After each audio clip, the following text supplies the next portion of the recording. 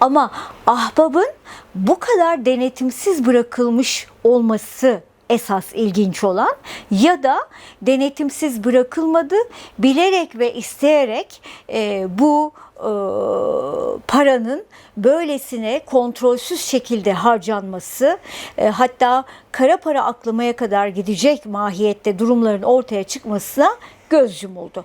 Şimdi ben bu olayda Haluk Levent'in tek başına olduğunu düşünmüyorum. Çünkü hepimiz sivil toplum örgütlerini yönetiyoruz. Sivil toplum örgütlerinin nasıl büyük bir denetim altında olduğunu hepimiz biliyoruz. 2 yılda bir çok derinlemesine incelemeler, tespitler yapılır, araştırmalar yapılır dernekler üzerinde. Yemek fişlerine kadar sizin yaptığınız tüm harcamaları gelen denetçiler incelerler. Şimdi böyle bir durumda bu kadar büyük paraların alınıp verildiği, hatta nereye verildiği belli olmayan, işte bir takım kumar alanlarına harcanması, bütün bunların ortaya çıkmaması bir kere mümkün değil yani. Mümkün değil. Ya buna göz yumuldu, ya birlikte yapıldı. Ya devletin içindeki bir takım yapılanmaların ahbapla bir işbirliği var.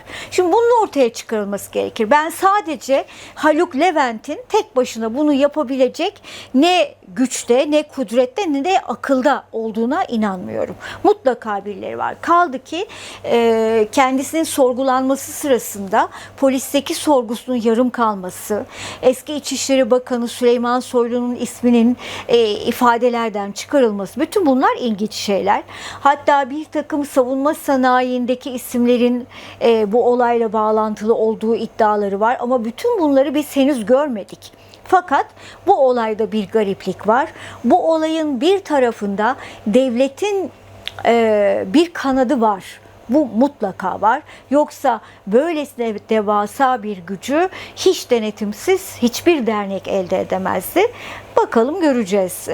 Tabii ki gerçek yargılama olursa, gerçekler ortaya çıkarsa, delillerin karartılması söz konusu olmazsa ortaya çıkar. Ya da birçok olay gibi bir kişinin üzerine yıkılır, Haluk Levent tek suçlu olarak ilan edilir ve olay kapatılır. Umarım böyle olmaz.